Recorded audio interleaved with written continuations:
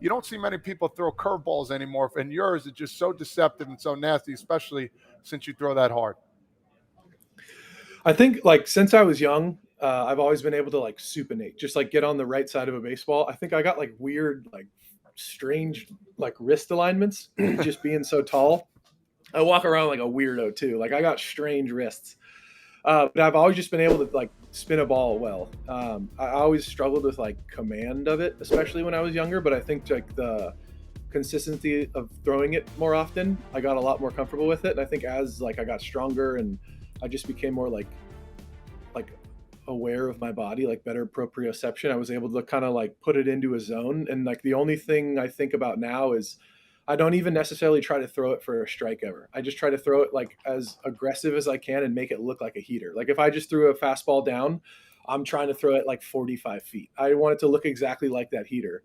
So if I like act, if I'm say I'm trying to throw up with my heater but I miss down, I'm just trying to make it look identical. And there's a lot of times I'll throw it like it's tough for catchers. Like I'll really short change the catcher there, and I have a lot of pass balls and stuff. But I think for like swing and miss rate and for like tunneling purposes, I just try to make it look like a heater and not necessarily trying to like drop it in unless it's like early in the count or something like that.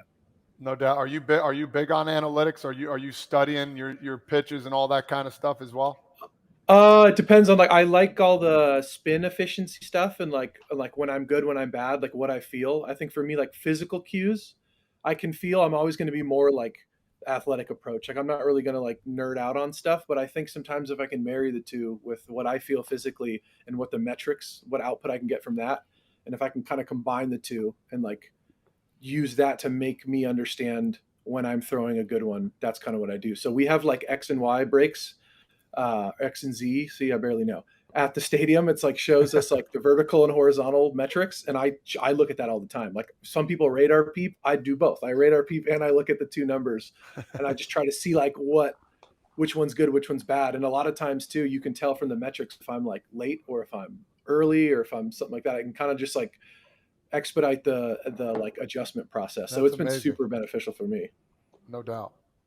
Yeah, Tyler, you're talking about your curveball, this and that. Like, dude, you don't need any of that spin. Like your fastball, I'm telling you, Todd, this guy, if there was one pitcher in the major leagues that I got in the box and I had zero chance of doing anything productive, it was Tyler Glasnow, dude. I hated whenever I had to face him. Like I remember one instance at the Trop. It was a 3-0 count. I'm like, yes, I've got him. I was like, hopefully he throws a ball here, but I'm going to be ready to swing like I'm ready. He throws me a fastball right down the middle, and if I would have swung, I would have, like the catcher was basically throwing it back to him.